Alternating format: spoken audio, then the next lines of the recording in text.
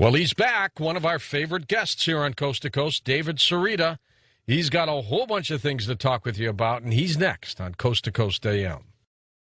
David Sarita. He's been an ecologist, spiritual explorer, space scientist for decades.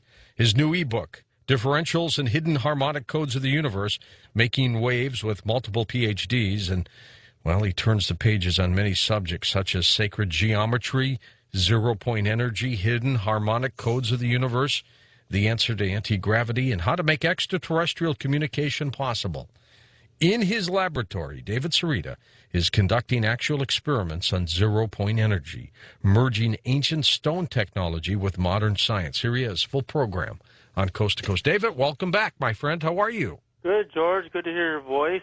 I think last time you were with me, Christmas Eve, wasn't it? Yeah, I think so. Yeah, it's been a little while. Always a magical time of the year, isn't it, David? Yeah, it really is. It's hard to believe, too. We're rolling through March into April in a few more weeks. Where is the time going, David? I know it. I said to my wife the other day, can we just slow March down? It just seems like it's all happening so fast, and time is so precious. I'm going back to St. Louis Sunday for a little bit to see my kids and do the programs out of the cave there. Oh, that's great. You know, my friends start calling me here when they know I'm on my way back. And I've got a dear friend of mine who's almost like a second mother. She's 74 years old. And, you know, I've been telling her, hey, I'm on the way back. And every Sunday I'll take her to brunch at a certain place that we go to in St. Louis. And she's just been a wonderful person. And she said, do you know you've known me for 10 years, you know, because she was my wife's friend. And, you know, and after we split up, you know, we stayed friends. And when she said that, it almost as if I got hit by a brick. 10 years in an event in one's life, and it seems like yesterday. And that's what's so scary, David. Time just keeps ticking by. Well, you know, one thing I think about in terms of death and dying is this voice, this moment, the qualities of being human. It's like a flower. It's only going to happen once exactly with all of those qualities. And when we die, I mean, I'm fully convinced that we go on. I've seen the evidence. But this particular moment and this moment on Earth, on this planet, is never going to happen again. And that just baffles me, you know, to no end. You know, and that's why, because it is so quick, that you need to live every day as if it's your last. And you really need to have fun. Oh, yeah, absolutely. I mean, I feel kind of the same way about my research because I know I'm 47 years old, and most of the great scientists in history and even explorers in many different fields, they kind of peaked in their 40s in their capacity, and then they just kind of maintain, you know, most of their major discoveries from that point on. So I'm really in a very active stage of research. And you have fun doing what you do, don't you? Oh, I love it. Like, I wake up in the middle of the night. In fact, you know, this thing has happened recently about, you know, my discovery on differentials has been evolving for years, and I finally believe that I've done so much homework, and I presented my ebook to so many multiple PhDs, and it's creating so many waves out there of excitement. It's so much fun for me because I'm seeing the process of discovery and shared presence, and also with other researchers of mine. And we see that every time we turn another page, I mean, huge epiphanies and new discoveries occur. And I feel like, you know, consciousness is accelerating so much, and thanks to, you know, radio shows like yours and communicating with the world, ideas are accelerating so quickly that if we don't destroy ourselves, we literally could become an interstellar civilization. I think so, too. Tell me about the lab.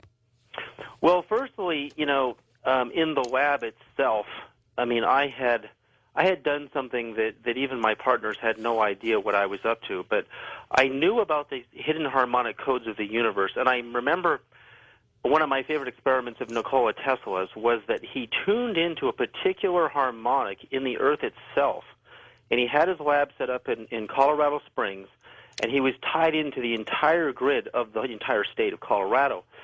And he said that in this particular harmonic, he actually tapped into a wave of energy that when it harmonized and came flooding into his lab and into the state, he shorted out all of the transformers in the entire state of Colorado, and he was actually kicked out of the state of Colorado.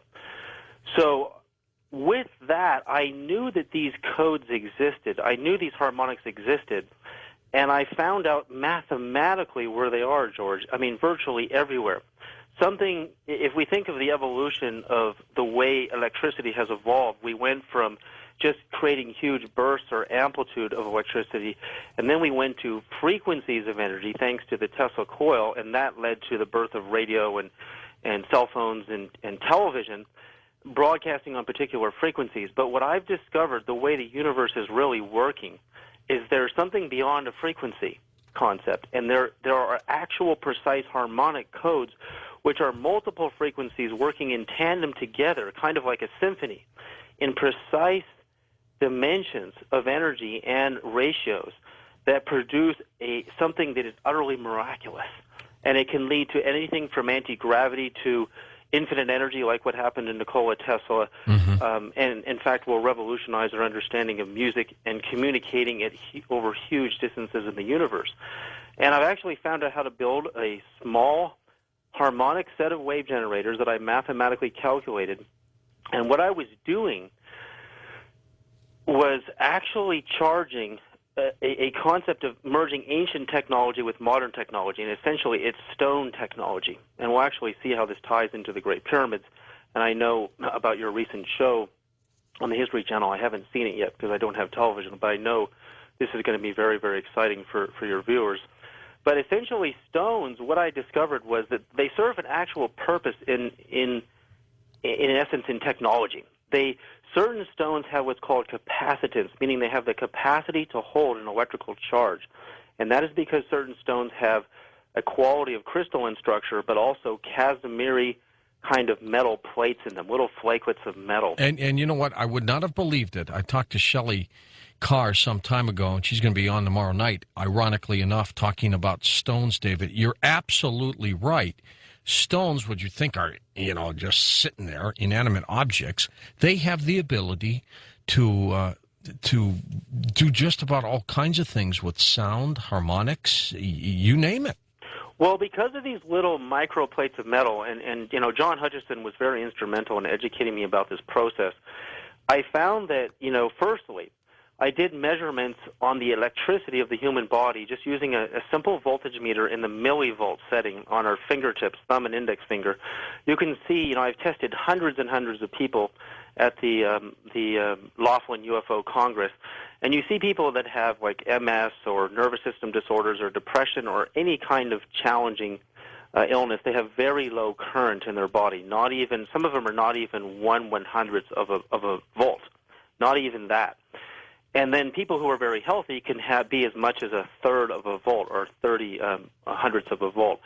And so what I did is I realized that, certain types of stone, and we really lost touch with this from wearing rubber shoes and disconnecting with the earth, but when you touch them, because they have a little bit of charge from actual electromagnetism and capturing that electromagnetism from the sun, it raises our current just a little bit. So I found a way to program stones, little stone pendants, with harmonic code generators and actually get the code to stay there in the stone. Amazing work, David. And what's that? Amazing work. It's amazing. And when people touch them just for 2 minutes and then let them go, a person, for example, with MS who had 0.7 of 1/100th of a volt went to 5 full millivolts, which is phenomenal. And they're not even plugged into the thing anymore. And we did this hundreds and hundreds of times. So the question is, this is just a small-scale experiment because I'm going to tell you something really, really outrageous. But essentially, it was like, where is all this extra energy coming from? Why is the human body, when it touches these what I call quantum jewelry pendants, why is the body moving more electrical conductivity and the energy flow is getting better?